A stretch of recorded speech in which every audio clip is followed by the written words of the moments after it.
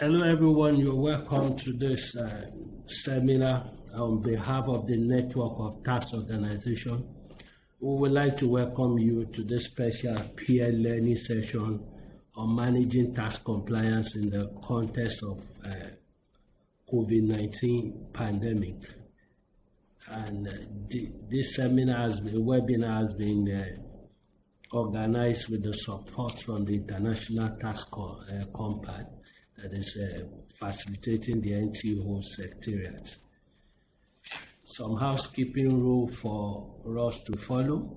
In order for us to follow the French or Spanish interpretation, you click on the floor button at the bottom of the page, and you select the option of French or Spanish or English as the case may be. I will be moderating this session, and my name is Babatunde Oladapo. I'm the Executive Secretary of the West African Tax Administration Forum, and I've been a tax administrator for over 20 years, and this has taken me through several aspects of tax administration in the Nigerian tax administration called the Federal Inland Revenue Service. Aside that, I have other interests in public speaking, and I enjoy being a journalist and also delving into areas beyond taxation. So we are happy to have everybody here, and I hope that we'll have an enjoyable session. Now to the ground rules and information. I would like to remind you that the session will be recorded, but only the speaker will appear on the recording, and your question in the chat also will be recorded so that we can have something to give back to you after this session for you to follow up as a recap. This session will also be conducted partly in French and partly in English. We have a presenter from Cameroon speaking English, and then two presenters from India and Hungary speaking English. And we also have simultaneous interpretation to cater for the English, for the language needs of participants in English, Spanish, and French. I will be doing the moderation in English, and the first two presentations will be in English, while the third presentation will be in French. Question and answers will be done in French, Spanish, and English. I will encourage all participants to actively engage in the session by sending comments or questions in the chat below. You can chat on the general chat function by your side. You will see the icon that has presenters and general. Use the general chat function, the group chat, so that we'll be able to pick up your questions, and then subsequently, when we have a break, you'll be able to interact with people who are also participating in this session. We will also have the function to be able to translate messages in your own language. All you need to do is go down, click on the side of the message, and then you will see the translate portion coming up. Then you choose the language option that appears by the side. So the program will run this way. We'll be having a welcome remarks by the chairman of the Network of Tax Organization, who is also the Executive Secretary of SIAT, Mr. Verdi. And then after that, we'll go through the presentation by Mr. Sándor Gazda, who is advisor to the Director General for Taxation of Hungary. Then we'll have Mr. Niraj Kumar, who is Deputy Secretary, Foreign Tax and Tax Research at the Central Board of Direct Taxes at the Indian Revenue Service. After the presentations, which will last like 20 minutes apiece, we will have a question time of 15 minutes that we'll use to ask questions and seek clarifications on the object of the discourse. Following that, we'll have a presentation by Mr. Faycal Abdoulaye, who is the head of the Legislation and International Tax Relations Division at the General Directorate of Taxes of the Cameroon. And at the end of that presentation, we'll be having a 20 minutes question and answer session with the speaker. We encourage all participants to actively engage by sending comments and questions in the general chat box, which will be addressed in the final question and answer session. All registered participants will receive the PowerPoint presentation and other materials after the webinar. We would like to thank our guest speakers for their contribution to this webinar and their readiness to share their experience at such a forum of this nature that has regional and international tax organizations coming together to provide this learning opportunity. We also like to acknowledge the great interest in this webinar and several inputs and proposals we received from tax administration from all over the world. Indeed, your contribution is very appreciated, and the NTO network of tax organizations will try to consider your suggestions in terms of helping to make our future events better.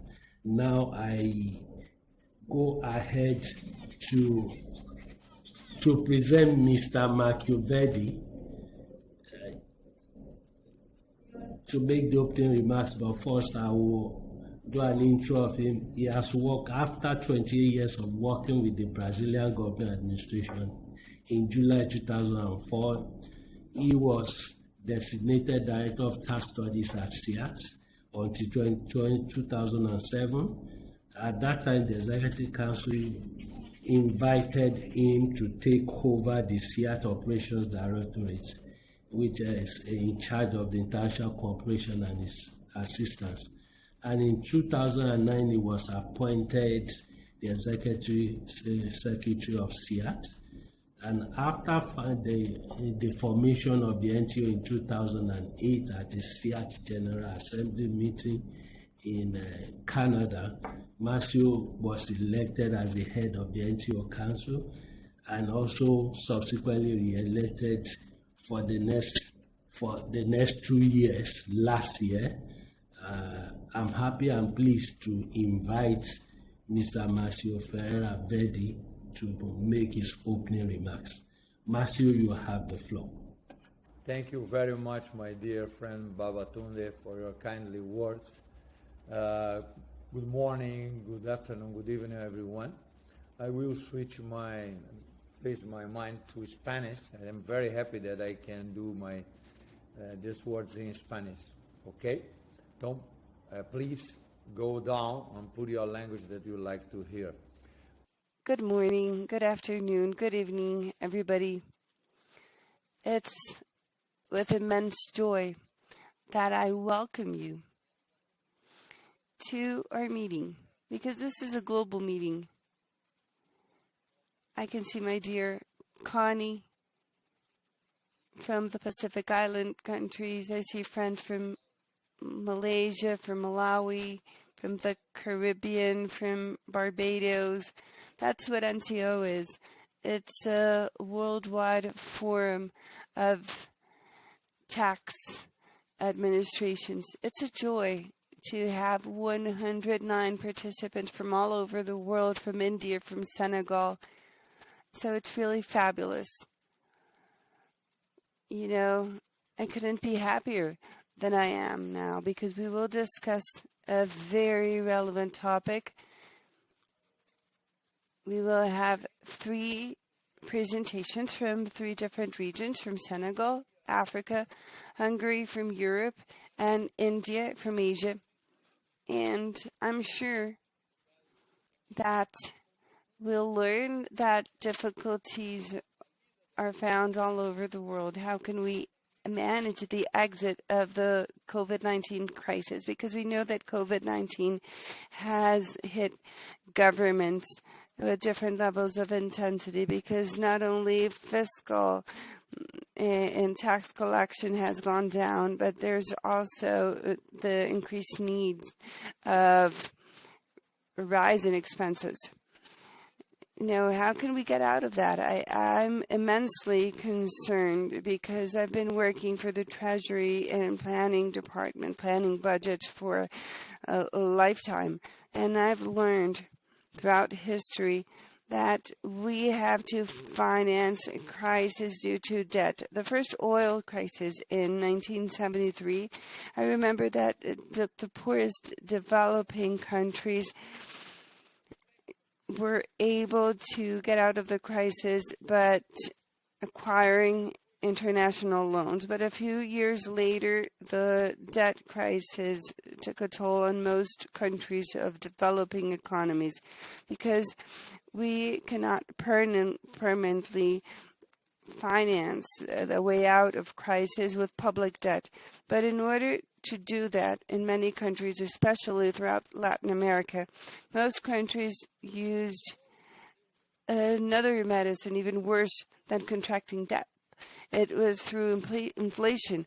Inflation helps out for tax collection purposes, but it ends up leading us to immense fiscal debt, and the result is brutal inequality throughout our economy. So I hope this time around our societies and our countries clearly understand that the only way out to sustainably leave the crisis at the short and midterm is through tax collection.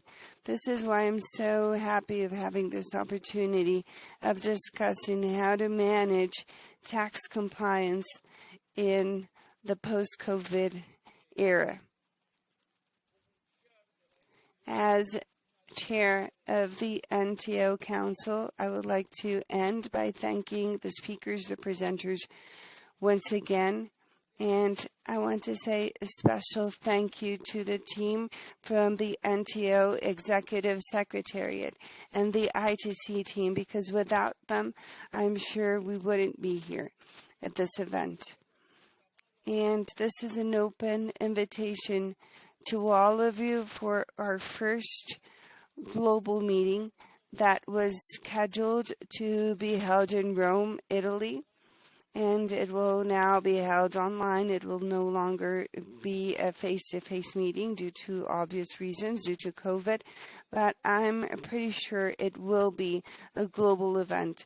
We are waiting for every country, every NTO member country joining this conference, because we will deal on how we will talk about tax crimes, and we will talk about global issues. We're working hard, and let me say that without the support of ITC and without the support of the peoples inside of the Secretariat, the NTO wouldn't be able to reach the level of integration it has attained.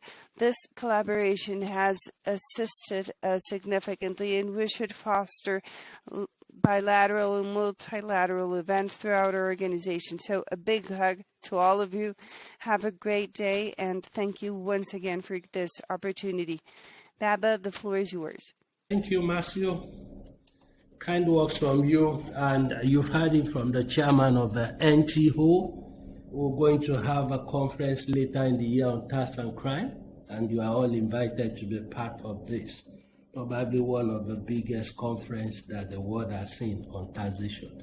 Quickly, I will go into the next session by inviting Mr. Sándor.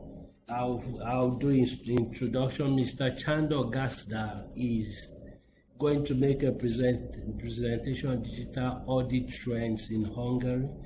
And Mr. Sándor has a master's in economics, and he started work at the National Tax and Customs Administration that was the predecessor of the current Director General of Taxation in Hungary. In the last 12 years, he had experience mainly in the audit and risk management fields, and currently he works as advisor to the Director General for Taxation for the in the area highlighted, that is audit and risk management. I'm very sure that Mr. Sándor will bring in the desired experience, and I encourage you to please follow his presentation and ask questions when the time comes for it. Mr. Sándor, you have the floor. Thank you very much for your introduction, Babatunde. So, in the next 20 minutes, I would like to talk about digital audit trends in Hungary.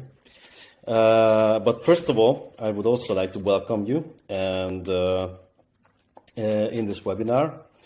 And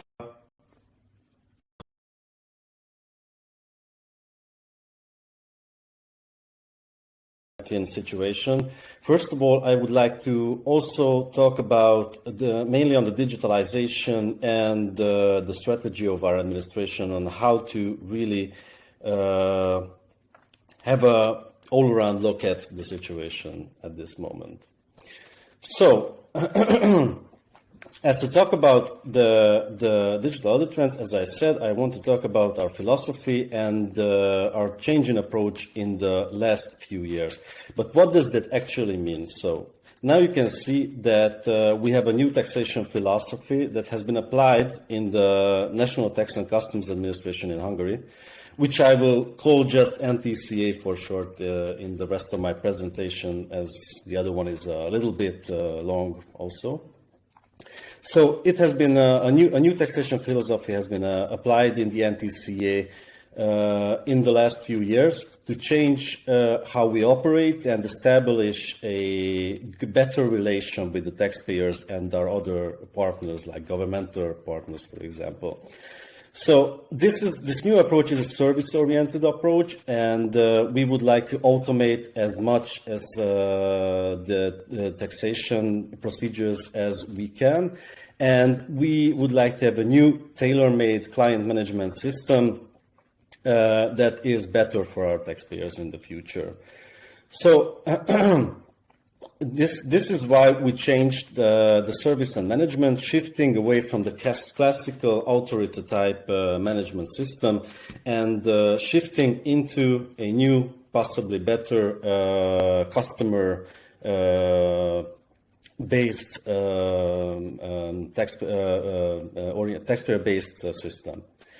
So Audit is part of the medium-term strategy that I'm going to talk about a little bit excessively later on, and it's also in line with our governmental digital welfare program. This program has been in place for 5 years, and it's affecting all of the ecosystems. So not just the tax administration, but we would like to digitize the whole of the government also. And the aim of the program is the digitalization of selected fields that is the most beneficial in the long run. So even now, according to the feedback from the taxpayers and our partners, the NTCA achieved great success up until so far in the new approach, and it is much appreciated by the taxpayers and partners, and they think that we are good and innovative on what we do in the digitalization part right now. So right now you can see our digital solutions that we have developed in the last, mainly decade.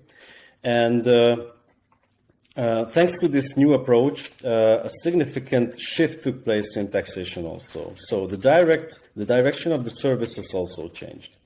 Today, the main focus is on the data being as close to real time as possible. So instead of just having the tax returns and posterior data submissions, we are having almost real-time data, and that is also helps us being a better service provider. So long term, we want to get the data also from the source and make the tax calculations for our clients. So that is our long-term goal in the future. So just a few milestones to share, as you can see in the slides. So 2013, our first main milestone was the digitalization of the cash registers. So from 2013, we have the online cash registers, which is a real-time system. So we can get all the data that the cash registers, that are entered in the cash registers, real-time and immediately. In 2015, it was followed by the electronic public road trade control system. And that is when we can see how the road trade is doing and what are the actual road trade is in Hungary. In 2018, the next big step was the online invoicing system, which is also a real-time data submission system, and it applies for online invoicing and vending machines. Also, it started in 2018 just with one sector that is that has the invoices above 100,000 Hungarian forint, 100,000 Hungarian forint, which is about 300-400 euros, if that says maybe a little bit much more about that. So, but in this year, in 2020, we released the final system. So now everybody who is making an invoice in Hungary has to use the online invoice system and report the invoices directly to the NTCA real time.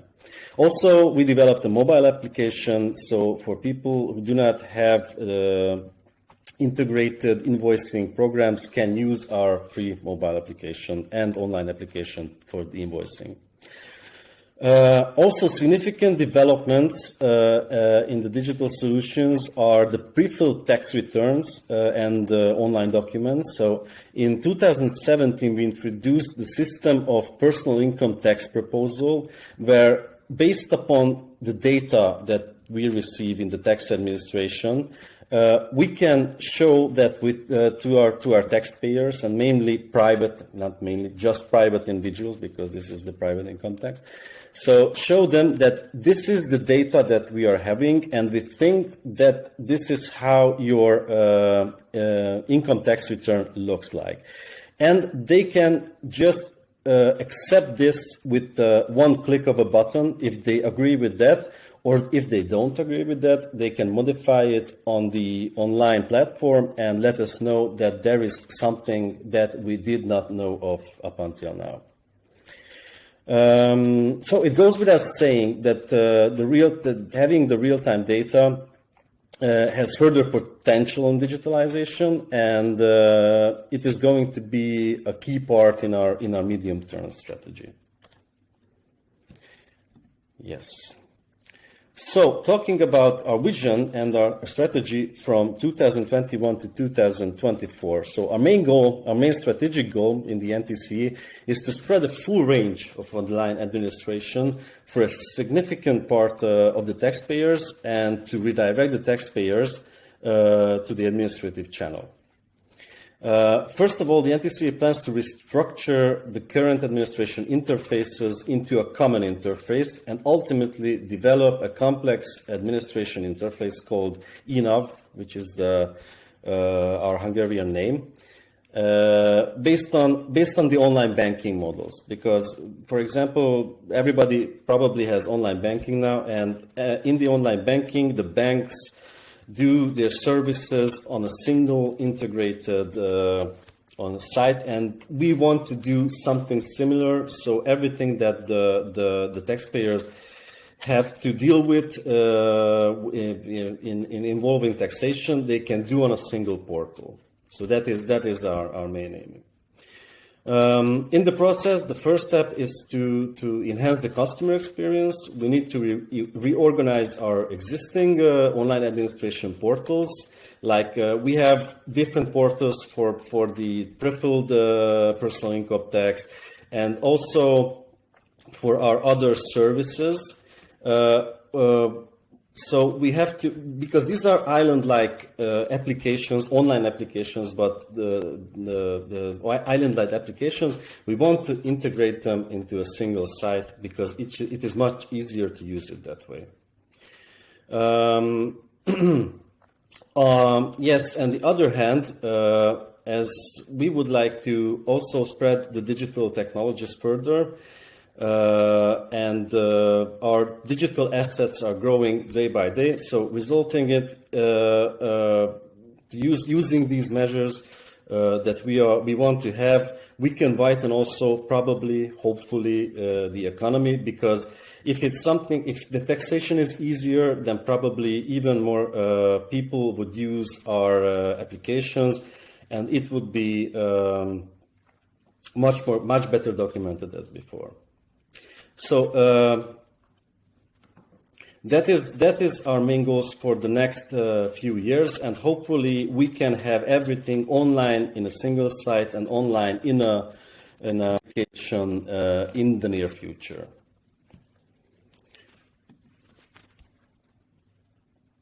So furthermore, as I told you, we are using a lot of online data at the moment, and this has advantages.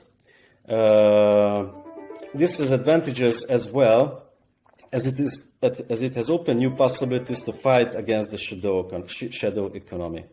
As you can see in the slide, thanks to the implementation of the new digital solutions, we achieved significant results, and we could close our VAT gap and move it from 21% to 6.6% in just a matter of 6 years. So this is a great achievement. Of course, there are other elements in this system, but one of the main elements that we are very proud of are the digitalized solutions, which helped a lot in the last few years in closing the VAT gap.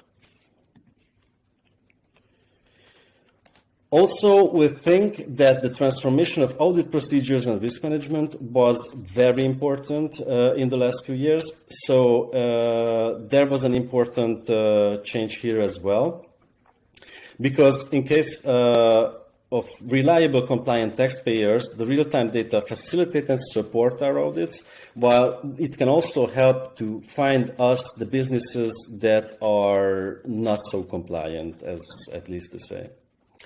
It is also important to mention that in the NTC, we have the largest data set among the public administrations. Even before the online solutions, we handled a lot of data. But since that, we handle 100 times more than actually we handled before. So we are one of the main data handlers in the country.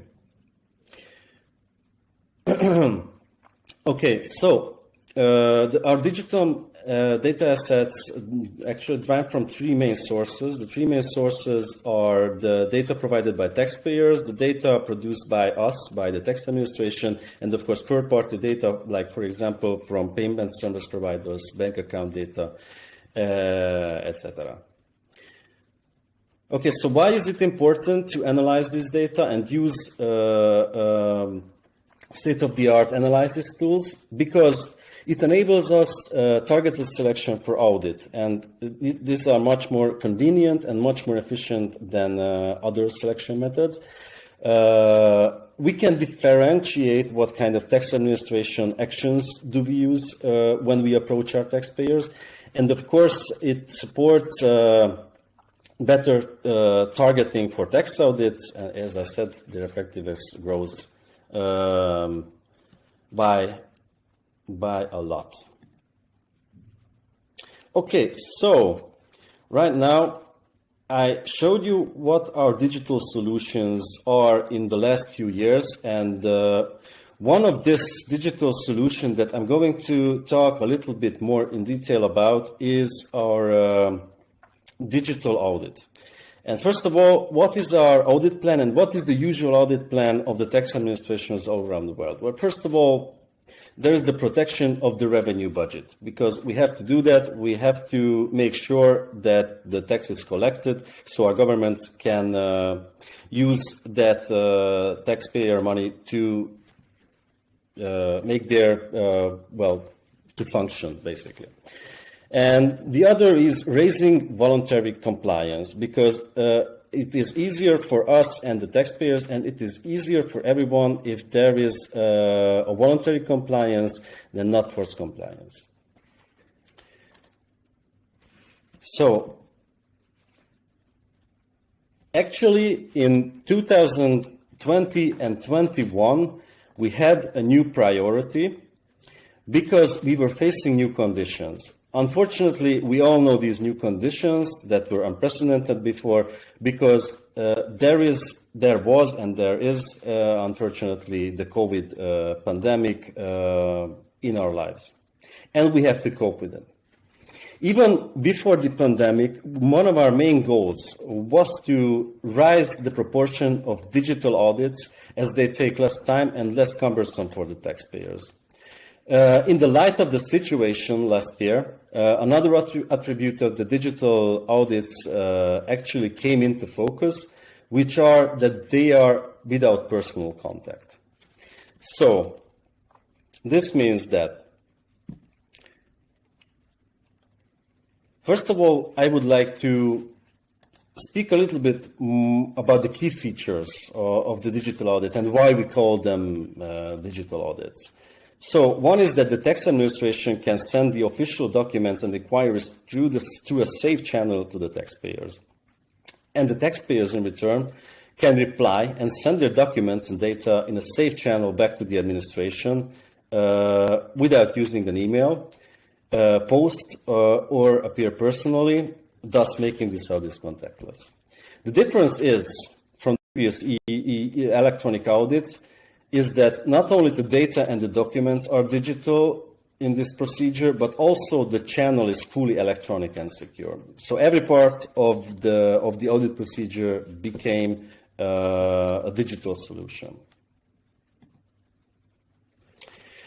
Well, this is just to show you that we had a lot of work even in Hungary just to make sure that everything is in order with the legal background. I'm not going to even recite what is in there, just to show you that it was quite a big workload to make sure that this is going to work.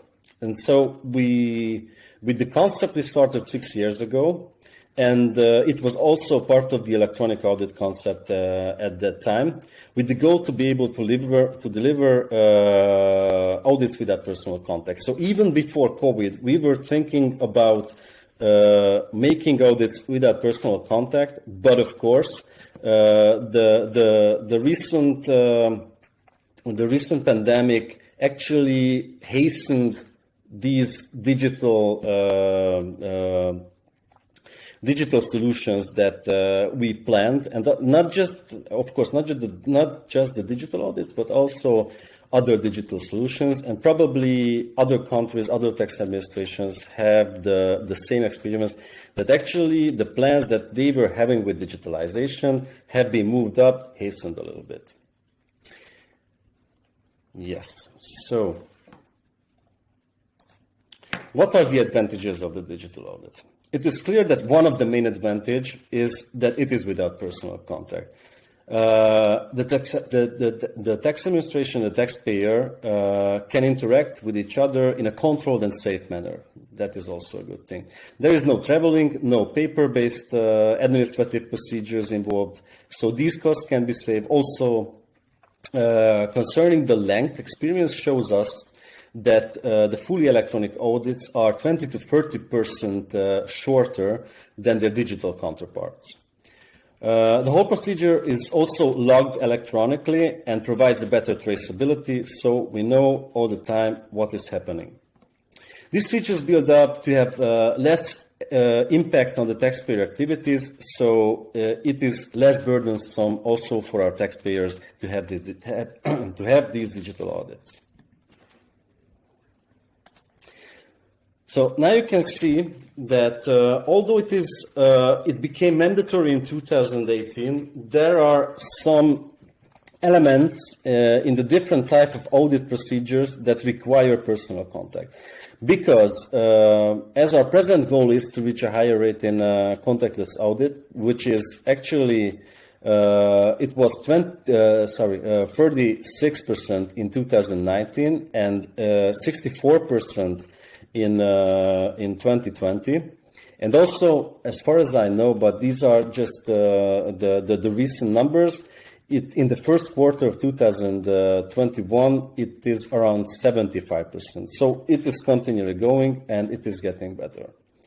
But this is, of course, not considering field audits, because what I was talking about is everybody has a different terminology, but usually you have, every tax administration has the posterior audits, which are after the tax returns are being lodged, and there is the field audits, like, for example, excise duty or receipts. Checking the receipts, which the auditors have to go out and check it on the place and actually talk to the taxpayers. So those cannot be really contactless even now, which is in their nature, of course. However, we have a project right now that we would like to make even these audits a little bit more digital, and about that I'm going to talk just in a few minutes. Okay. So our what are the main goals and with the digital auditing? So as I told you that we want to make the project, it's called the Haiti project, as I wrote there. We want to make it also a little bit more digital as far as we can do, and by making it more digital, we mean that we can use, like, for example, tablets to give it our auditors, and when they go out, there is like e-signing, and probably we are working also on paperless audits, even in the field audits. So that is what we want to achieve right now. So also in our future plans, we have the increased use of IT tools in the digital audits. So, for example, the standard audit file, which is an OSCD recommendation to use a standard audit file, which is, as its name says, it's a standard that every taxpayer can use, and so the exchange of information between the taxpayers and the tax administration can be a little bit better. We would like to also continue with the development of our IT systems, and of course we want to raise the proportion of the digital audits, and I talked about the digitalization of the field audit projects, which is our task in the next few years to have. So thank you very much for your attention. I think I'm at the end of the time anyways. So this is our digital audit trends, and I talked to you about the digital audit solutions. You can, if you would like to ask anything, you can probably ask it in the Q&A section. But first, I think the next presenter is coming to talk to you. So thank you very much for your attention. Okay, thank you, Mr. Sándor, for the presentation that has taken us through the achievements of the NTCA in Hungary. And in terms of the highlights of your presentation, you have given us an idea of the processes gone through in digitalization of audit procedures in your country. And then alongside that, you highlighted the advantages and your plans for the future, as well as some trends in the period that has helped you to double your e-audits between 2020 and 2019. And then you also gave us an intro into the trend in your country as propelled by your vision, the vision of your administration, and the solutions you put in place. And also part of the takeaway is the introduction of the real-time data system, which will enable pre-filled tax return and online tax form. And you also mentioned the introduction of the mobile application, which within a period of between 2007 to where we are today, you've been able to move from a cash-based transaction to something online that taxpayers will appreciate in terms of reducing the burden of compliance. And then you mentioned that behind all this is your administration's desire to enhance the customer experience. And then you also noted that you were able to reduce the VAT gap from 21% to 6.6% within a period of 6 years, that is between 2014 and 2019. And in terms of the audit procedure, you were able to transform it to improve your risk analysis and case selection, and able to help you detect recalcitrant taxpayers and also strengthen the call for voluntary tax compliance. Thank you, Mr. Sándor, for that enlightening presentation. I'm sure participants will be eager to ask you more questions. I will move on to the next presenter, and we have with us Mr. Niraj Kumar. He has over 10 years experience in tax administration and policy with the Indian Revenue Authority. He has played an active part in the legislative amendments of provisions relating to international taxation in India, and also the area of transfer pricing, taxation of non-residents and NGOs, exemptions, tax exemptions, and then the area of special taxation, which includes the dividend distribution tax DDT and the advance pricing agreement HAPA, the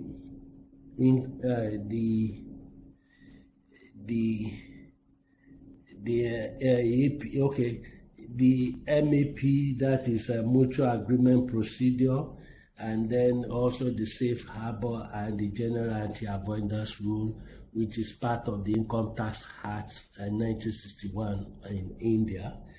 Mr. Kumar, in his role as Deputy Secretary of the FT and TRV, engages in negotiations for treaties for avoidance of double taxation, exchange of information, and the mutual agreement procedure resolutions.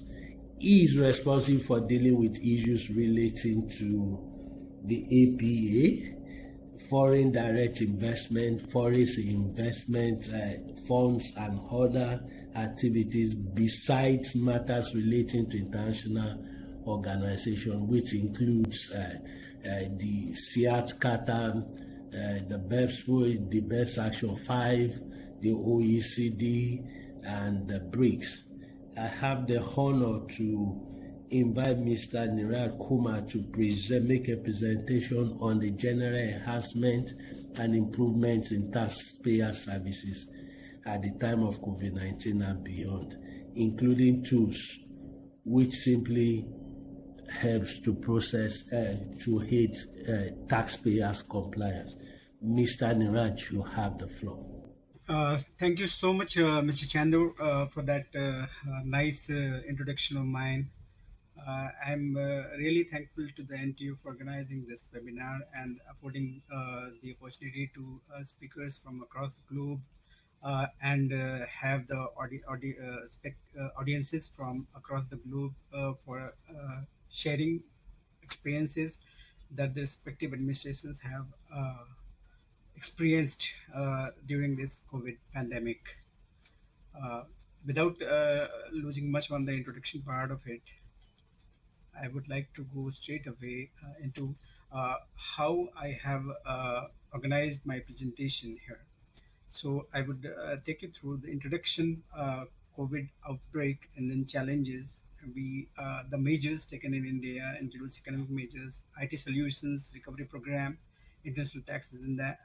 And then towards the conclusion, we will have what is the way forward eventually, because in any case, the COVID appears to be staying here as part of human lives in the years to come.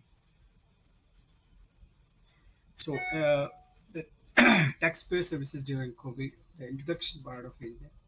The last quarter of 2019 witnessed outbreak of a deadly virus in certain part of world, China, only to later spread to wreak havoc all around the globe. It had such huge impact on health, which eventually led to the loss of human lives, which humanity has not witnessed in the recent past. Uh, it has had its impact on the economics and almost every walks of life. So it has given rise to the unprecedented economic and humanitarian crisis of a century. It left such deep an impact on the human lives that it was declared as a pandemic. The measures that we took are economic and IT solutions and recovery program and digital taxes in that. So the economic measures that was undertaken, because the compliances that the tax laws of any particular jurisdiction, including India, requires necessarily the movement of people and physical contact. And as it has been understood for the COVID, that the only way to prevent this deadly spread of deadly virus was to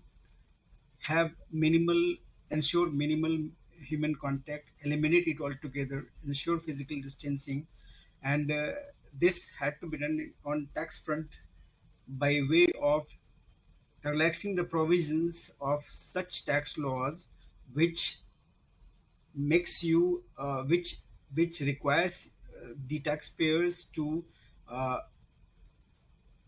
come together, require movement of the taxpayers for compliance for compliance of certain provisions. So the first thing that was done in India was we extended various times limits for compliances and statutory actions.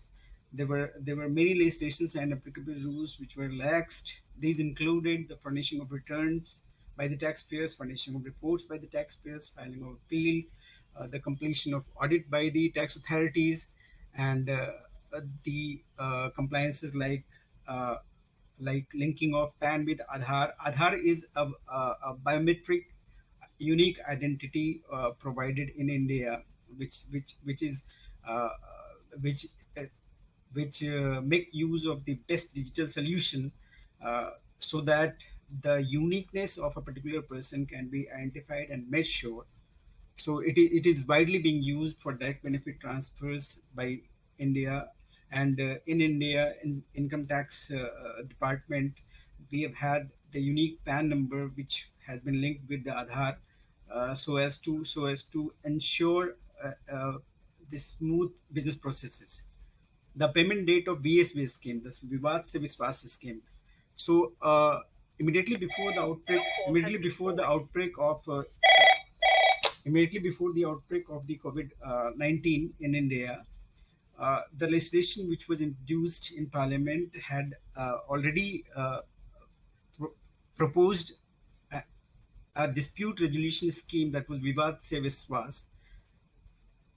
So the dates for these schemes were also relaxed.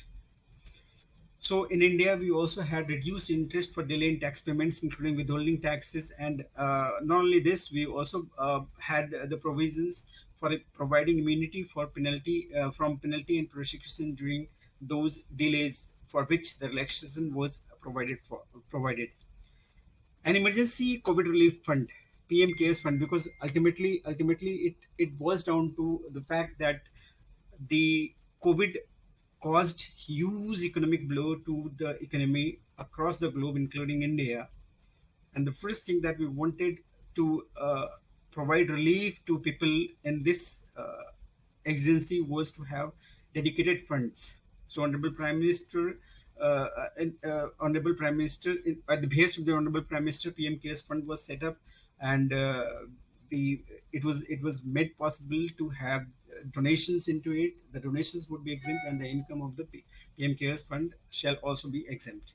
So there were reduction in the withholding tax rates, variety of certain nil or lower deduction certificates, withholding tax certificates were extended, various fiscal stimulus were announced, wherein a unique announcement was made in India whereby the government employees, central government employee, are afforded with some kind of leave travel concession depending on the entitlement, the family and the government employees.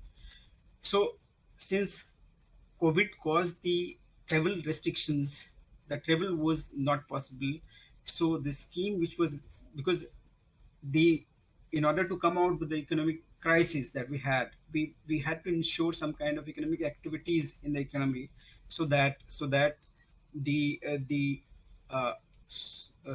as to have enough liquidity in the system and the economy does not have that bad an impact. So therefore, we had the deemed LTC fare exempted. Like, so the employee was given certain amount based on the entitlements, even if they were not actually undertaking the travel, but they were actually purchasing something else, that would also be allowed, subject to the condition that we have spent 3 times the amount of your entitlement. That was a huge success, and this also, not only this, the amount provided by the government was also made exempt from taxes. And in Indian tax laws, in order to encourage the digital payment system, we have cash payments. We have prohibition on tax payments during the COVID. In order to facilitate the payments to be made for the COVID treatment, it was also relaxed. The IT solutions, as my colleague from Hungary also said, that there were so many things that were done on part of digitalization. We in India also, even before the COVID had some kind of impact in India, we had already proposed in 2019 itself a faceless e-assessment. That is the audit that was based on the best of the technology, the technological advancements that we have made, and so as to ensure a seamless experience of the audit and have transparency, neutrality, probity, and provide pragmatic in times of COVID outbreak. It proved to be pragmatic state, and there are various specialized units set up, like review unit, like technical unit, like legal unit, like assessment unit, and they interact with each other with the embedded system software. They don't know who they are dealing with. They don't know, the taxpayer does not know which officer they are dealing with. One member of a particular unit does not know who is the member of the other unit that it is interacting with. So as to have fast pace, eliminate the human intervention in the communication to the extent possible, technologically feasible, and ensure transparency in the processes. However, in order to have the opportunity of being heard, the provision provide for the taxpayers who can opt for video hearing. On similar lines, faceless appeal and penalty has also been put in place.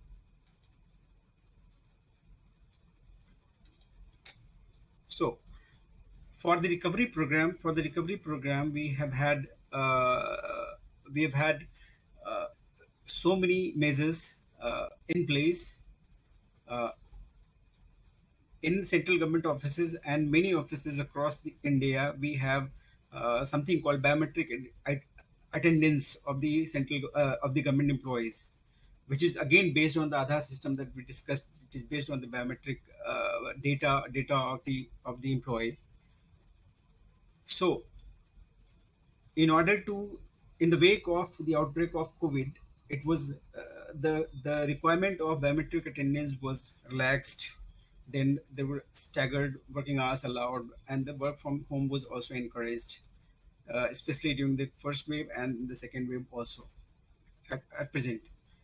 And there used to be thorough disinfection of work area frequently done, thermal scanners being used, and liberal use of hand sanitization, wearing face masks, and the COVID appropriate behaviors were made mandatory. And in fact, there were huge penalty and huge fines for breach and violation of the COVID appropriate behavior. In the first wave, we've had national lockdown, which was announced pan India, and they were unlocking done in the phased manner. So in the second wave, staggered lockdown have been were put in place, which is in some part of India it is still it is still in place now. So vaccination of people and employees in place. It has been vaccination of people have been made. So just recently, it has been announced by Honorable Prime Minister in India that we would be having complete vaccination of the targeted population in this year itself, and it would begin from June 21st. So all the meetings, all the trainings, all the conferences have been, as it has been done globally also, in India also, we have done, unless it is so secret or classified, all the meetings are done virtually, being conducted virtually. So on the international tax agenda part, the concern was for the people who had come on a visit, those who do not live in India but live abroad, but they came to India for a visit, and then due to the outbreak of COVID pandemic, they were held up here. So although they did have the plan to move out of India well in time, but they could not do so. And due to the operation of the provisions of the tax residency, they feared that they would be treated as an Indian resident. So for the year 1920, the particular period during which there were no international operations of the flights were excluded to be counted for the purpose of determining the residency. And it was also for 2021 also persons facing problem of double taxation on account of dual residency in India. The information has been sought to be provided so as to have some kind of relaxation in place, general or specific, as may be considered by the tax administration in India. So what is going to be the way forward like? So from June 7 itself, we've had the e-filing system. We have had overhaul of the complete system of the complete e-filing system of tax returns, and we have had so many solutions to it. Like it will have an app, mobile app.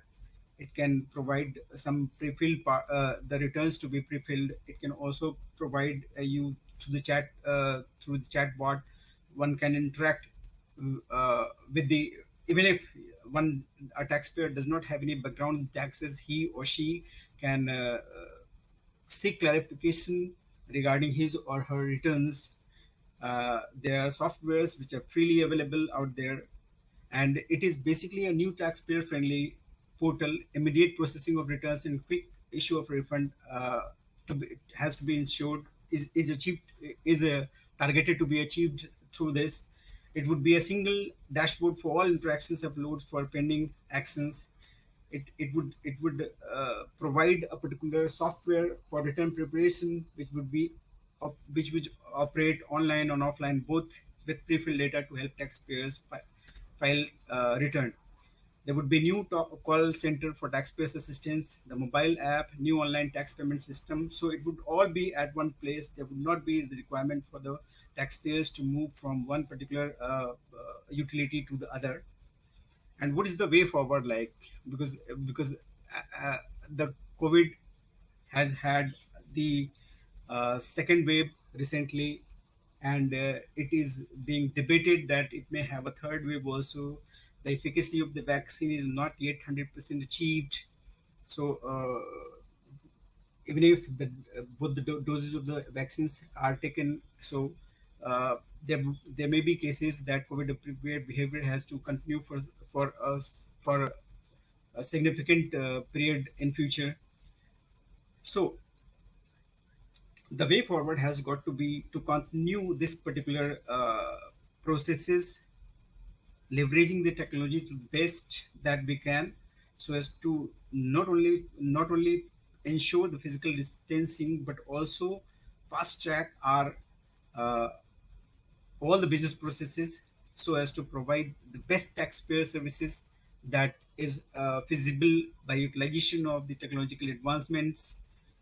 And this towards this the relaxations provided by the tax administration in India, the tools adopted by the tax administration in India, the out of box thinking that has been put in place by the steps that have been taken based on the out of box thinking, the huge data data processing, so as to benefit the taxpayers, to help them comply with the tax provisions and enhance the voluntary tax compliance to an unimaginable level, is going to be the key parameters through which we can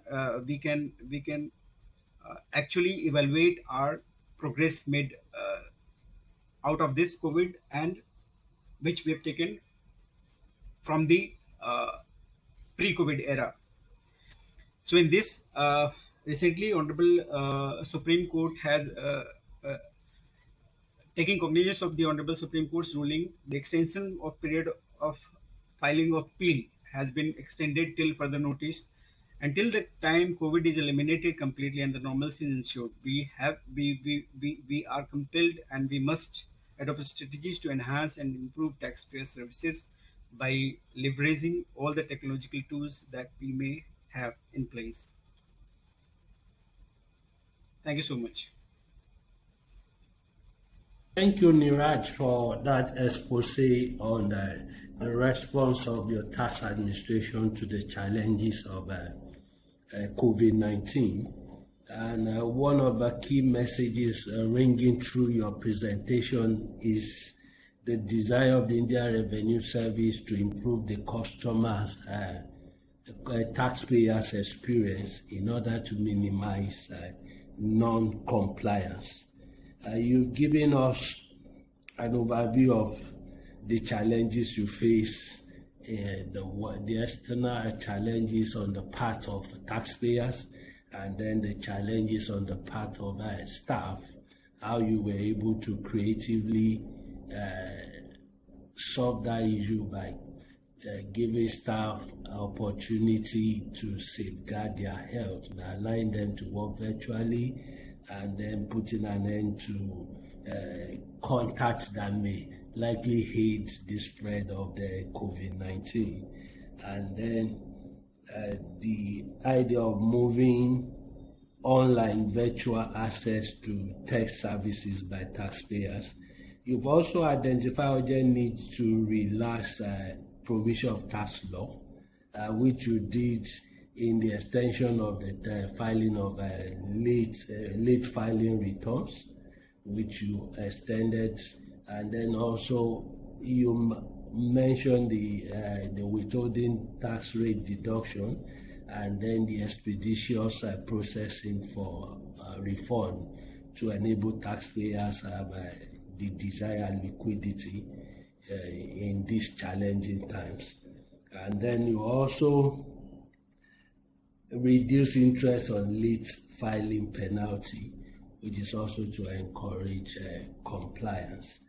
You went through the approaches, which is not limited to the economic measures, which also involves the IT solution.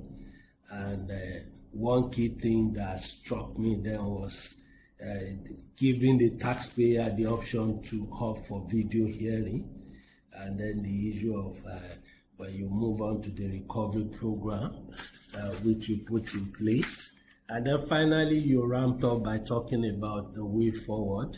And one of the key things you mentioned is the e-filing 2.0 that's already rolled out, was rolled out on June 7, 2021, which we hope will further encourage taxpayers to fulfill their civic responsibility. You also mentioned the creation of a taxpayer-friendly portal to encourage taxpayers to file their tax returns easily. You also, like our friend Sándor mentioned, you mentioned the issue of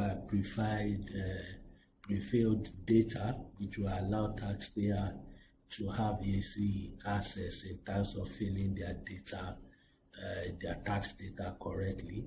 Then in rounding up, you mentioned the creation of a new call center, which speaks to the fact that tax administration will have to keep improving to meet up with the challenges we are facing, and even when we are out of it. And you also mentioned the mobile app created, and then the new online taxpayer tax payment system, which we hope taxpayers will find useful in terms of making their tax payment. We've come to the end of the presentations of the two papers, and this is the question time. We have 15 minutes for the questions, and I want to encourage us to use the chat box down there to ask questions. You go down there, you see ask a question, so that we'll be able to harness the questions you are asking us. So I have some questions here already, and I will lead the pack while we await other questions to come in. And this question is to both of you, Sándor and Niraj. I would like you to explain what is. So Sándor, maybe I should take you first. You gave the presentation, so that way it's easy to capture. Sorry for the mix-up. But then I want to ask you, Sándor, what are the main challenges you had in coordinating agencies to achieve the integrated interface for taxpayers you are working on? And then to both of you, we would like to know the difference between tax morale and tax compliance. Those are two questions. And then also, to both of you, does digitalization process for tax authority help in achieving tax revenue in both short and long run, or is it just a fashion? Is it just something that people are doing? If you can provide numbers. So I will ask that Sándor respond to those first, and then we'll take the second round of questions. Sándor, you have the floor.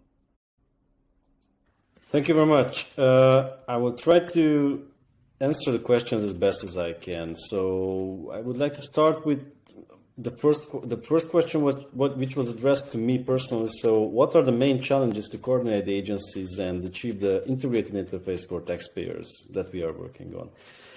Well, there were a lot of challenges, and of course there is going to be a lot more in the future, because, well, as I told you, even in the tax administration, our digital solutions are island-like, and by island-like I mean that they were developed separately, and now we want to put them on a common platform, just to be able to handle it better in the future for us, and for our taxpayers, that they can find them in one place in an integrated and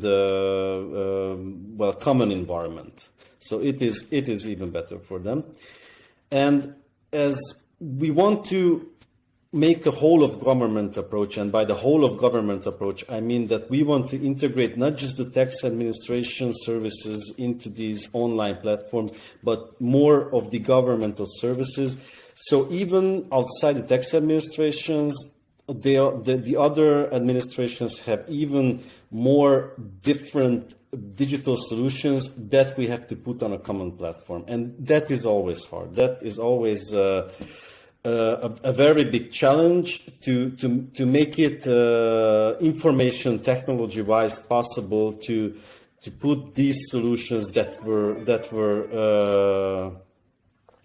made differently. Sorry. I'm so sorry. I'm so sorry about that. So that would be the answer for my first question. And for the second question, what is the difference between tax morale and tax compliance? Well, for me, basically, tax morale is the taxpayer's attitude towards taxation, and for the tax compliance is actually its activities towards taxation. So is it compliant with the rules that has been set in a country, and does it do what it is asked from it to do?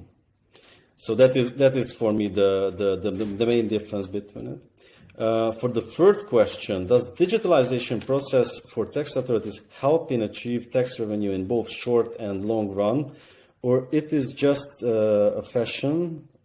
Okay, and please provide numbers. Well, apart from what I provided, numbers I cannot provide just right now, because I have to look it up, what are the exact numbers concerning the digitalization efforts. And does it help in the short run? Well, yes and no. I mean, even in the short run, it has some minor achievements, but usually in the short run, you have to put a lot of effort and resources in it, and in the long run, it can help a lot. So, if I can say it just in one sentence, then it helps more in the long run than in the short run. Okay, and I'm sorry, is there any other questions? Hello again. Regarding the question of tax morale and tax compliance, as my colleague from Hungary, Mr. Sándor, has rightly pointed out, the tax compliance is something like, look, there is something called law, and the law has to be followed by a person, and therefore a taxpayer is kind of obligated to pay a particular or comply with certain provisions. So here I go, I pay the taxes because law says so. Here I go, I file my return because the law says so. So it's like that. The tax morale, to me, it appears that it's kind of, you feel so motivated from inside out that, look, it's not only the law says so, because, there is a kind of commonality between what law says and what I feel like. So because I feel, as a taxpayer, I feel that if I pay taxes to the government, the right taxes, if I could make enough bucks, and out of that, what is my share towards the nation building and for the nation, for the welfare of the people in Indian context, maybe, if I am doing it out of my own volition, out of my own inclination to do so, besides the requirement of the law, I feel that's the distinction between the tax morale and the tax compliance. So the tax compliance could be kind of, a smaller subset of the biggest set called tax morale. Regarding digitalization process for tax authorities help in achieve tax revenue in both short and long run, or just a fashion. Provide numbers, as Mr. Sándor has also explained, has expressed his inability to provide the numbers. So is the case for me as well.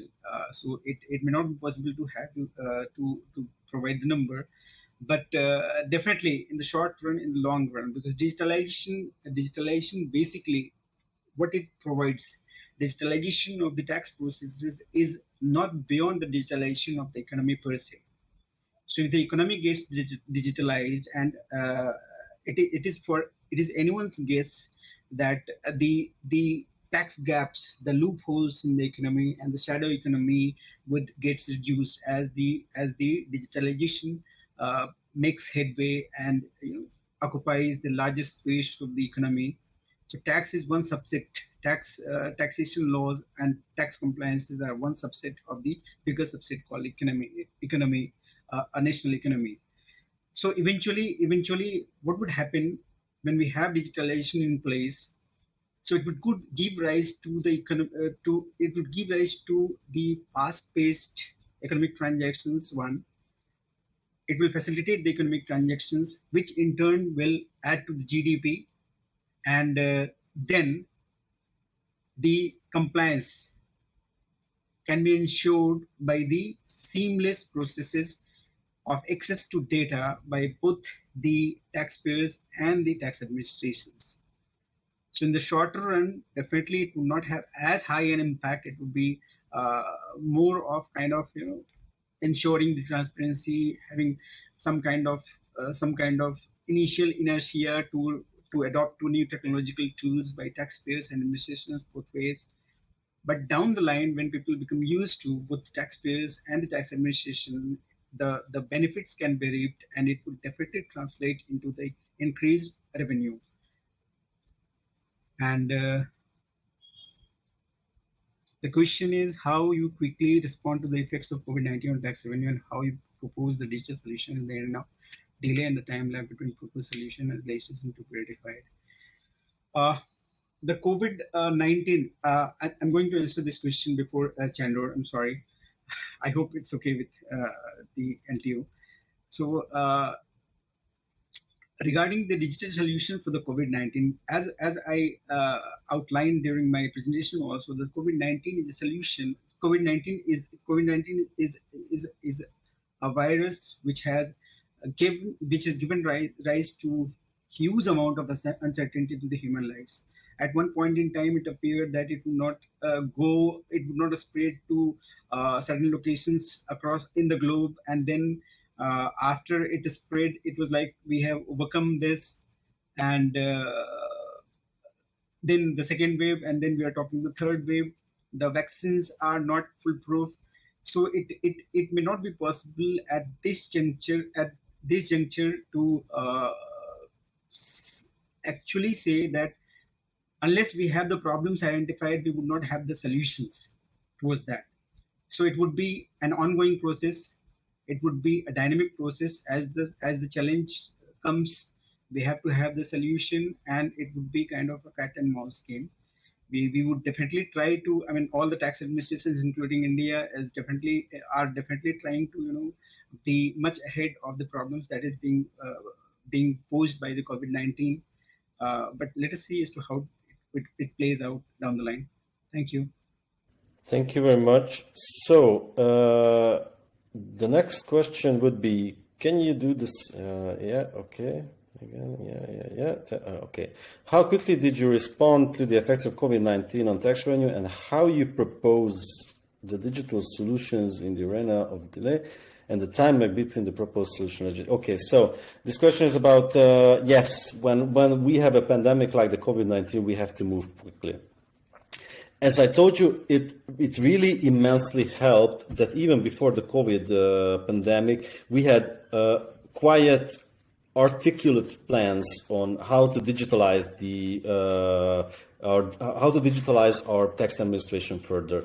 So as I told you also in my presentation, so usually we already had the plans, but we had moved them up a little bit, and also the government was quite receptive on changing the legislation to move these up and make these digital solutions happen sooner, as soon as possible. So it's really on the effort of the government and the tax administration puts into these kind of challenges. So if you really want to move up this and make it happen a little bit faster, it can be made a little bit faster. Okay, thank you, Niraj and Sándor. I'm sure that the questions are many, but we'll get another shot at it when we are done with the other presentation by Abdoulaye. I want to thank you for the brilliant presentations and responses to the questions raised. I will be going for a short break, 15 minutes break, but before we go, I will encourage us to take a poll that will be shown on your system if you using the poll function, and with this, there's the survey here, and the survey is to help us gather your contribution towards making the conference the NTO is planning on tax and crime later in the year successful. So we appreciate that you take your time before you go for the 15 minutes break to answer that survey. You can click on the icon and select the answers of your choice so that we can get the feedback. Then also, I want to encourage you where we are on break to make use of the private chat function on your system. You see down there where you have the group chat and the private chat. You can click on it and select any participants you want to chat. This is a networking opportunity, and I expect that we should make good use of it. You can get across to the paper presenters as well for further clarification.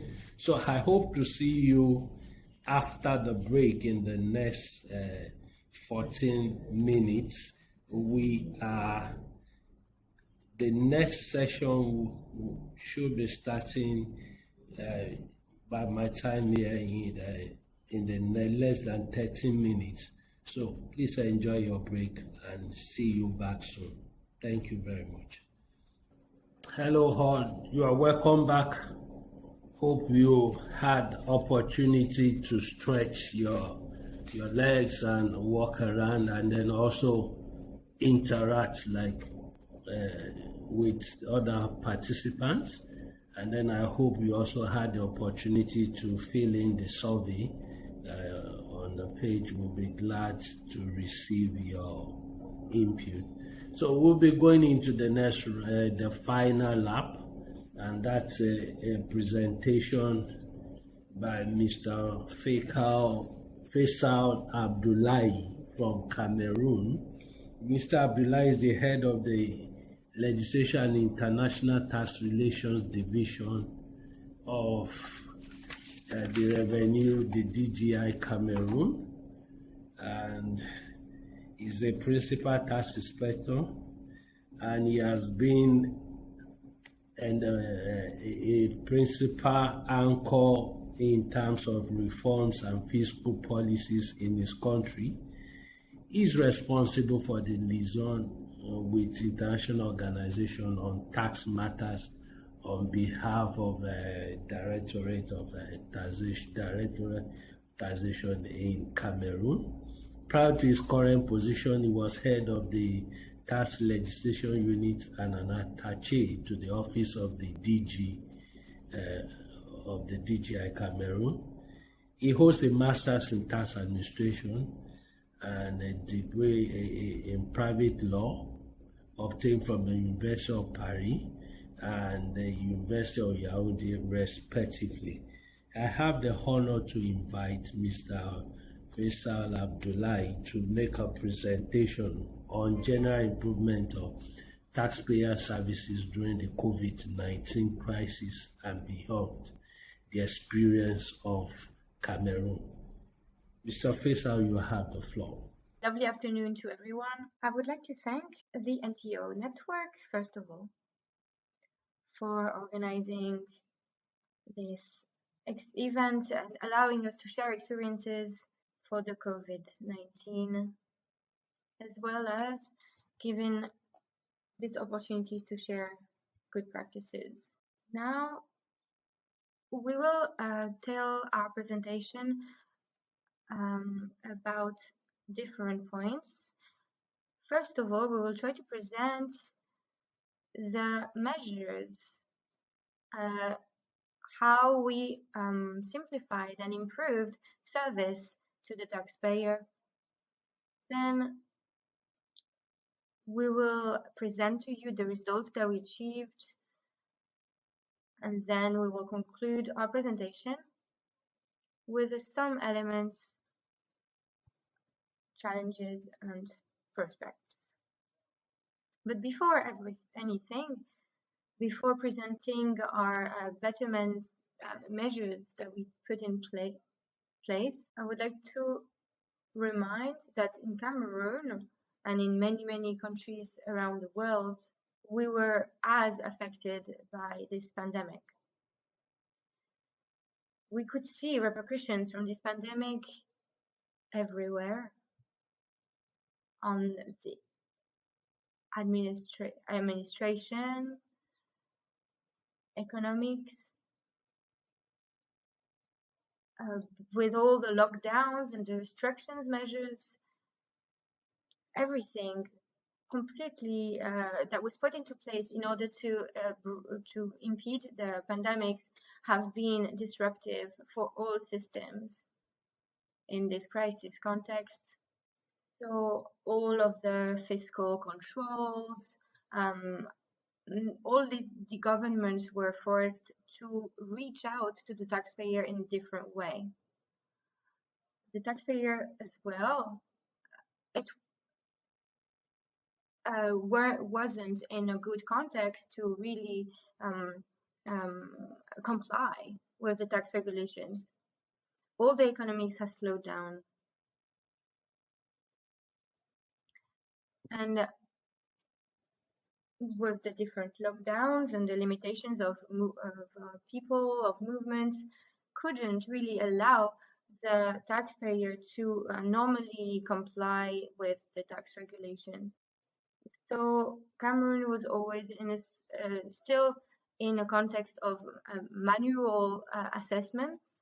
In this context, our main challenge for the Cameroon fiscal administration was to make sure the service was actually continuing going forward, to make sure we can still provide the services to taxpayer, to deliver official documents, information, and the taxpayer could also be able to fill in his assessment and make any payments. And there were a number of measures that were taken. Those measures were principally targeted to better the services actually were actually put into place to continue the services first and foremost. Later on, I will go more into detail. So I will show you some first results that were linked to the digitalization of our services that were put into place. What are these measures that we put into place to simplify the procedures? These measures usually are about dematerializing, digitalizing, to allow, of course, the taxpayer to continue to comply with their obligations. And this worked, even though the context was difficult. I would like to remind you that the reforms that we put into place, digitalization, simplifications, didn't start with the health crisis. They started well before that. At the beginning of the 2010 years, the administration knew that we were going towards a more digitalized way in order to simplify and ease up this process. So the vision that we had at the Directorate of Taxation in Cameroon was to the new technologies and was to use and capitalize on the NICTs, the new technologies, in order to improve resource mobilization and the quality of services offered to taxpayers. And this was obviously put into place way before the health crisis. So it was a case of going faster and capitalize even more into efforts that were already in place. These measures, so to quote some of them,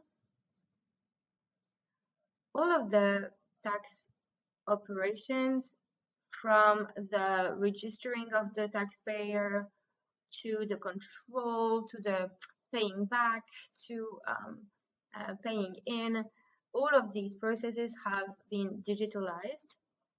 In 2020, we have put into place all of a new system to allow also the taxpayer to get a registration number online and to deliver the documents online. We saw that in the middle of a health crisis, the taxpayers could still connect and fill in their necessary forms and get their registration number.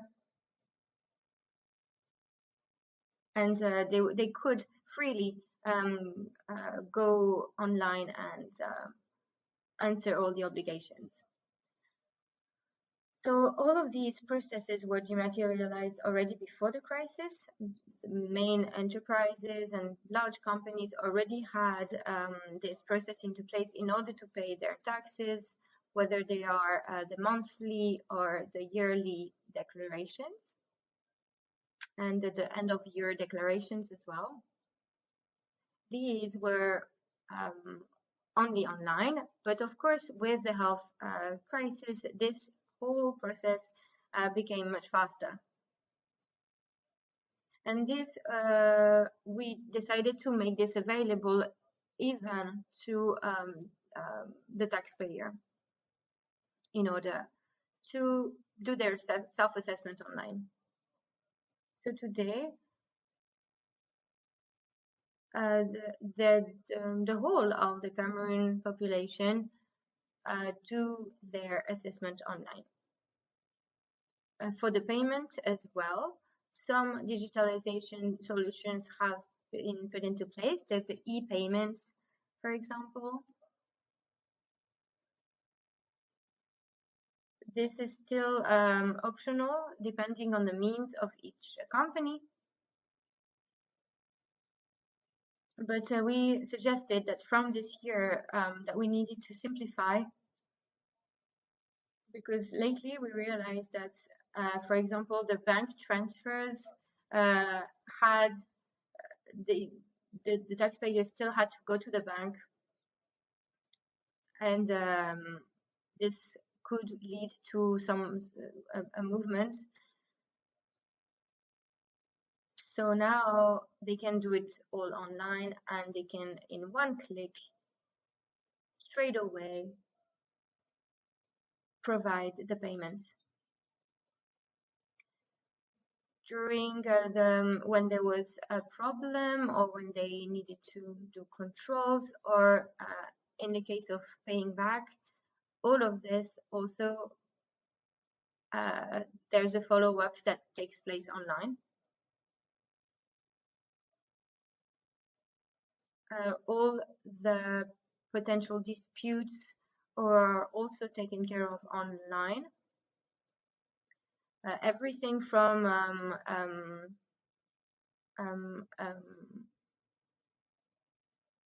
notice of checks. For example, when there are a list of disputes as well, everything is online and you can see the whole follow-up. And there's also a system in place to pay back the taxpayer in case of problems, and the other way around. So there were, for example, some large companies that were waiting for some payments back, and these payments were slowed down by the crisis, but through this system they could put it into place. So these are the improvements. The improvements to the quality of the taxpayer services. Most of it is taking care online. So these were all processes that were already taking place before the crisis, but obviously they were speeded up.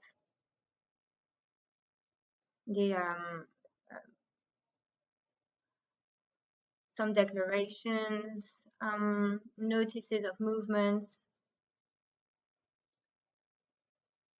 all of this was able to be downloaded from online without having to move personally. But within the administration as well, we had to equip ourselves with some tools in order to improve the performance of these processes, in order to coordinate, animate all of the services. And our administration obviously has a very large network with different services and very complex links. So, of course, with all the constraints from lockdowns, we had to coordinate all the services together. So we had to put into place a modern video conferencing system. And we had meetings 3 times a week with all the services in a very transnational plan in order to pilot and monitor all the services, all the performance throughout the country. And this really, really helped the stabilization of all the services together. So what are the first recorded results? First of all, that the COVID-19 already came into a context that was not easy. The whole growth was slowing down for a few years in many economical areas. There was a decrease of the oil price, and this situation, of course, because of the health crisis, has worsened. Worsening of tax expenditure, of tax controls as well were suspended. But we were able to put into place a few supporting measures in order to obviously relax some requirements.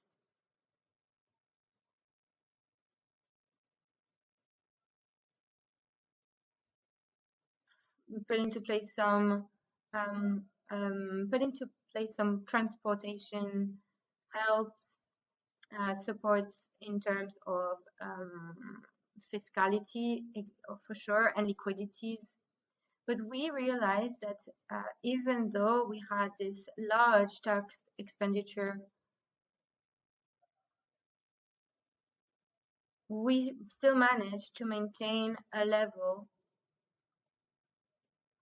between 2019 and 2020. We realized that there were more spontaneous payments. They were up by 3% between 2019 and 2020. And the compliance rate increased from 60 to 90% because of all of these simplifications that were put in place. And because now they were able, of course, to do their self-assessment online, to pay online using a mobile phone, using a free phone number. And they could also make the payments through their mobile phones, because a lot of people have mobile phones rather in our environments. So this is a very flexible environment, and this was just an immediate payment. So these reforms of these dematerialization, digitalization, were able to improve despite the difficult context for the taxpayer.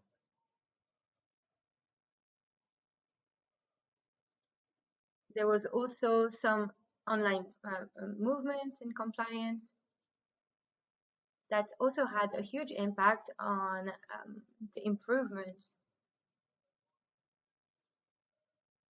We can also note that we were able to take advantage in this crisis of all digital services, all the e-commerce. The e-commerce completely boomed,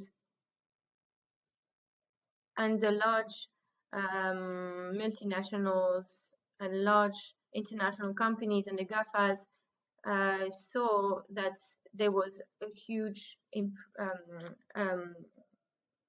boom in those services.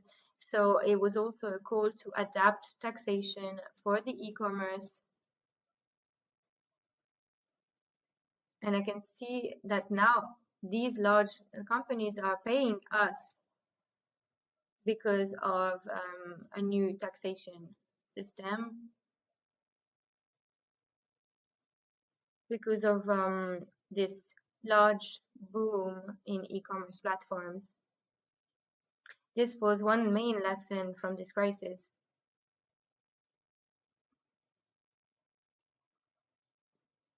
So this is also very important to reform the taxation on the e-commerce. Want to show the evolution or the increase in fiscal revenue. We can say that this increase is growing. The digitalization had a true impact, as you can see through the graph, about evolution of tax revenues from 2010 and 2020. So we went from about 1,000 francs CFA to 2,000. And so this is mainly due to the reform that aim to digitalize and improve the quality of online services. Of course, during the pandemic, the situation was difficult, economically speaking. To conclude, I would like to say that it is thanks to the digitalization of services that we were able to improve, but we encountered many obstacles, especially related to connectivity. When we digitalize, we have to have a good connectivity, good connection, good internet connection, and it is not always the case. Energy is not permanent in some rural areas. So also cyber attacks are an issue, because when the system is digitalized, it becomes vulnerable to cyber attacks. So we have to keep in mind the importance of the environment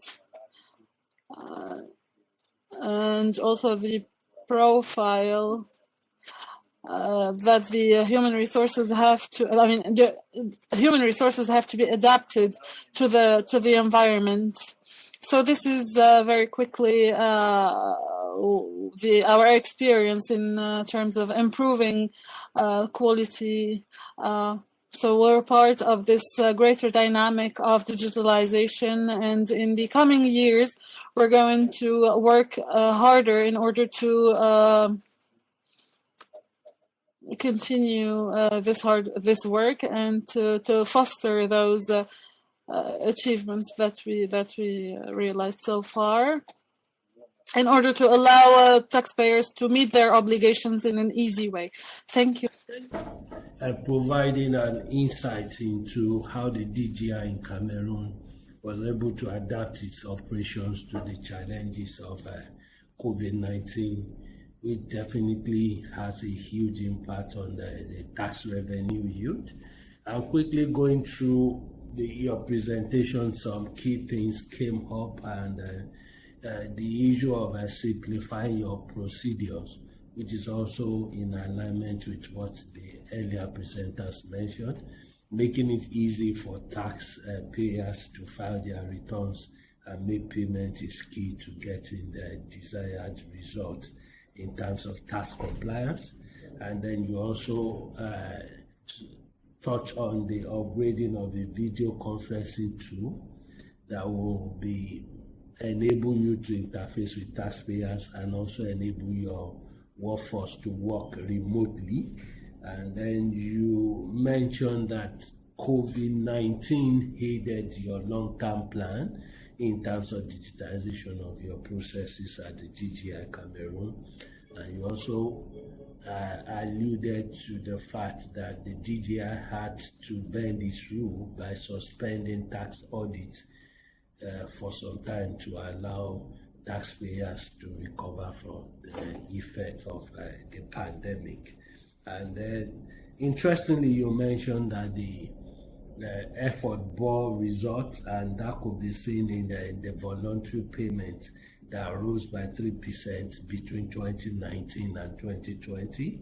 And then you also mentioned that the compliance rate has increased from 60% to 90%. And you also mentioned that the new tax on the e-commerce was introduced, which we hope will produce the desired effect in terms of tax yield. And also you ended by highlighting the challenges which cut across infrastructure and human resources in terms of the ability to the support needed for to access the internet. You also mentioned the issue of electricity, especially in rural areas. And then you mentioned the issue of staff having to adapt to new jobs, most especially having to do with data analysis, which you used to round up. Thank you for taking time out to give us that very interesting insight into what the DGI did. And I will quickly go to the questions. We have questions already, so I will read them. We have a question from Mataik, and the question goes to, do you think countries which already have robust business continuity plans manage compared to others to overcome the impact of COVID-19 on their revenues? In other words, to what extent as the business continuity plan could help at time of such kind of crisis? You will respond to that, Faycal, and then also Chanda and our friend Niraj may also take that up, because we have a window to take some questions from them too after you, Faycal. The second question also is from it's regarding the digitalization of tax audits and contentious claims in Cameroon. I would like to know how this is done in practice. Does this involve online documentary exchanges, as has been shown in the case of Hungary, or is it a simple registration of tax audit formalities? And lastly, a question from Côte d'Ivoire. It is known from Adam, rather, and it is known that digitalization brings a lot of changes for accounting profession. It will change the way accountants work and think. How can we make them cope with the new digital auditing methods for both tax auditors and auditors of different companies? So Faycal, I'll leave you to answer some of those questions, and later on we can invite Niraj and Chanda to also contribute to it. Thank you, Faycal. You have the floor. Continuity plan and what measures were taken in order to carry on the activities of the administration, the management during the pandemic.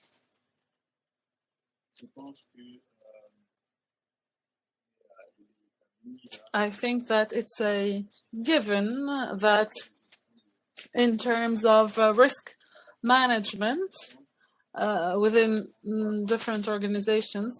Any organization must be able to anticipate certain risks.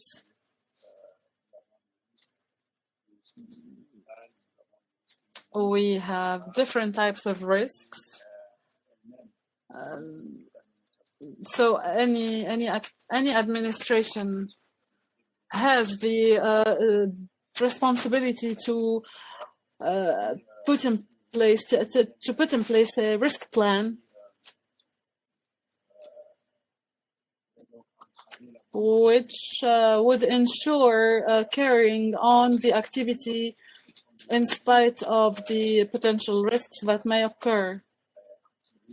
So in case of a problem, we quickly activate the machine, as to say, and carry on collecting revenue because the government and the state needs it, especially during a crisis such as COVID-19.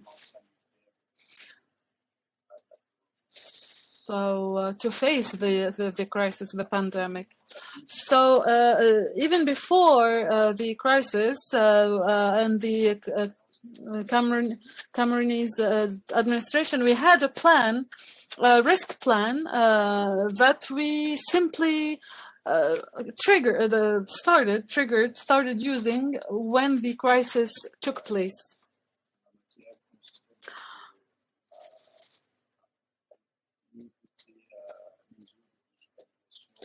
So it had to do with all the measures, the digitalization, the services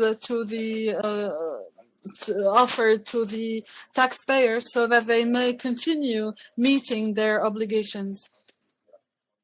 It was very quickly implemented in order to breach the potential gap created by the crisis.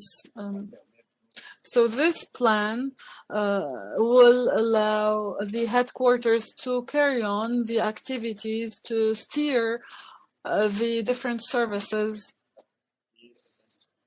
So yes, the continuity plan is a very important tool that allowed us to face the crisis rather quickly.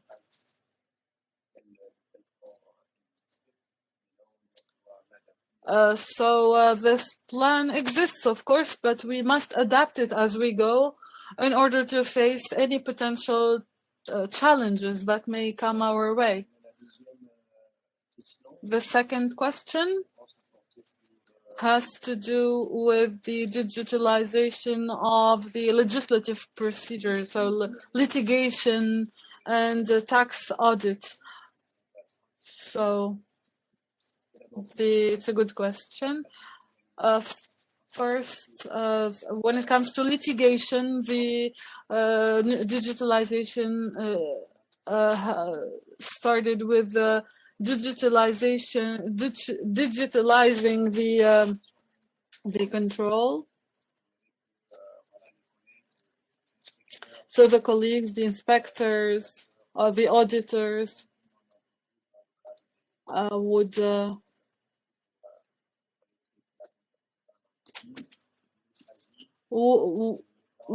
still go to the different companies that they are auditing, but it consists in digitalizing the end-to-end process of data collection.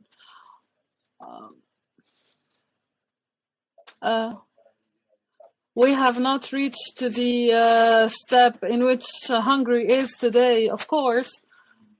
Hungary has completely shifted to digital treatment, but I think it's going to be our next step.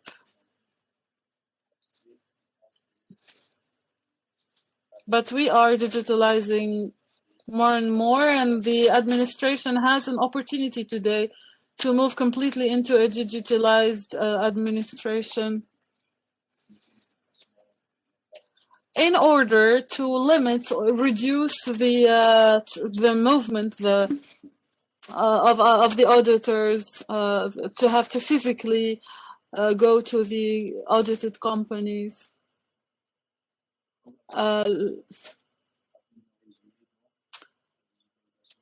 So to sum up what I said, the digitalization is happening, but we are still in the first stages.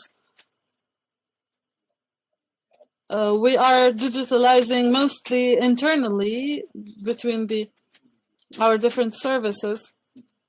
All of the documents provided by the taxpayers are uploaded to the system, and this allows all internal agencies to access those documents, and it quickens the processes. And so the taxpayers as well can get all the documents online without having to go to the administration. Again, the tax declaration can be uploaded or filled in online. It could be downloaded without having to go to the tax administration physically. So this is more or less what our digitalization consists of. So it's digitalization of certain control and the litigation procedures. I think the third question from our colleague from the Ivory Coast.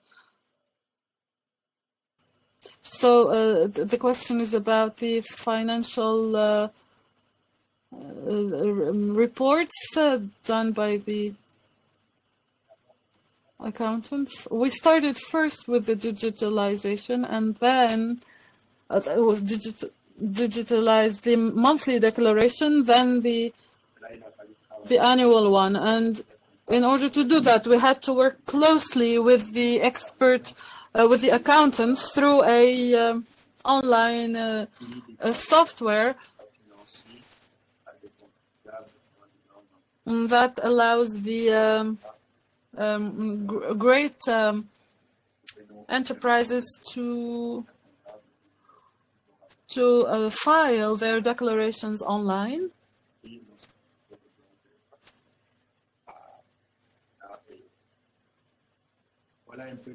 So this is more or less the few elements that I can bring to this first round of questions. Regarding the question that we're talking about, identifying revenue tax plan compliance, the process for classifying taxpayers as dormant, and what is it that the tax administration does after identifying the dormant taxpayers. So in India, with the advent of digitalization of online e-filing and the electronic processes in place, it was quite possible through the annual information return, the commercial transactions reported to the department, and the TD tax deducted at source, that is the withholding tax, and tax collection at source that we have like in mechanism. So we would know of so many transactions that a particular assessee or taxpayer has undertaken. So in the scheme of things in India, we do not mandate every taxpayer to file annual income tax return. It depends on the persons. In the case of individuals, although it is mandatory in the case of companies. So in the case of individuals, what it happens that if the income is beyond a particular threshold, after complying with and calculating your income through following the provisions of these laws, taxpayer exceeds a particular threshold, he or she is required to file income tax return. So it so happens that, say for example, if I am a tax observer, later on I have had no such commercial transactions, no such incomes, so that I can file the return, but all of a sudden I enter into some kind of transaction which I do not report. but by virtue of the provisions and the compliances made by the certain number of people, like the withholder, the person who withholds the taxes, the banks who are required to report the transactions to the income tax department. Based on those information, we are certain that this particular taxpayer is required to file the tax returns, but he is not done so. Therefore, it gives a trigger. We have a system in place, something called non-filer system.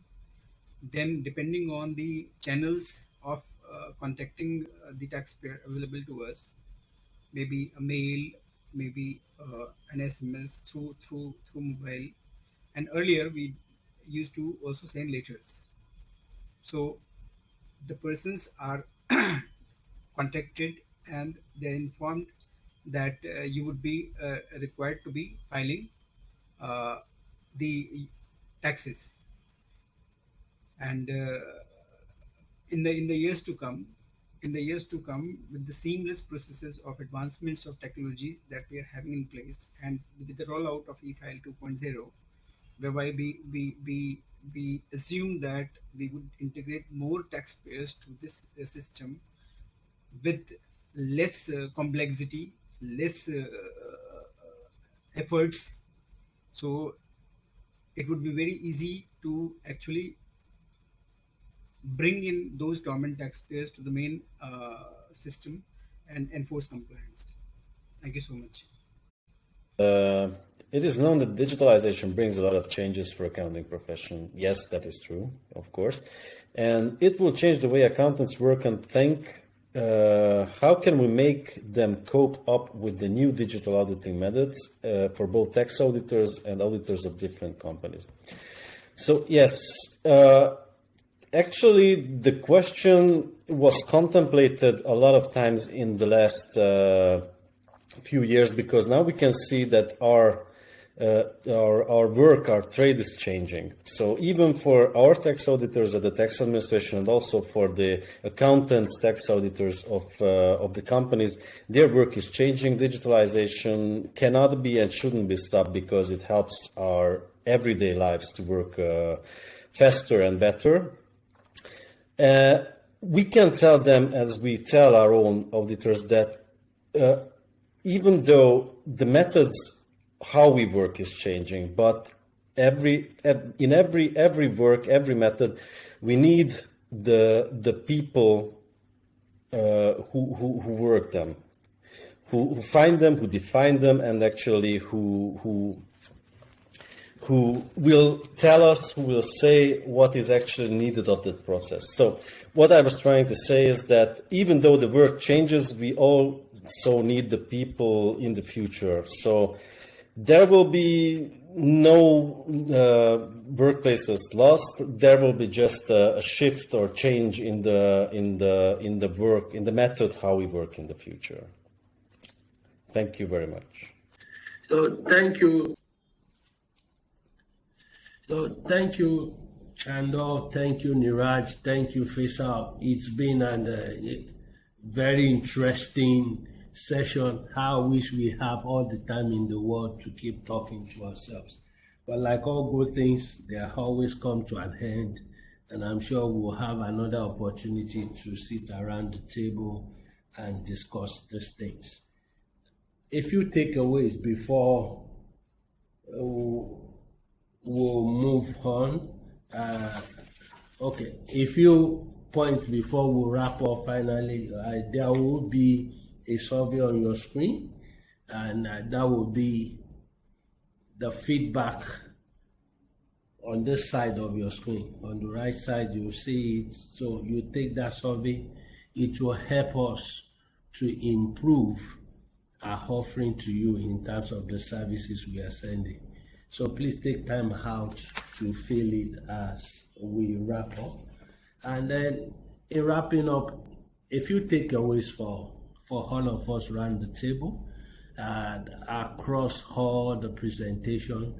A few things came across to me as lessons for us as tax administrators and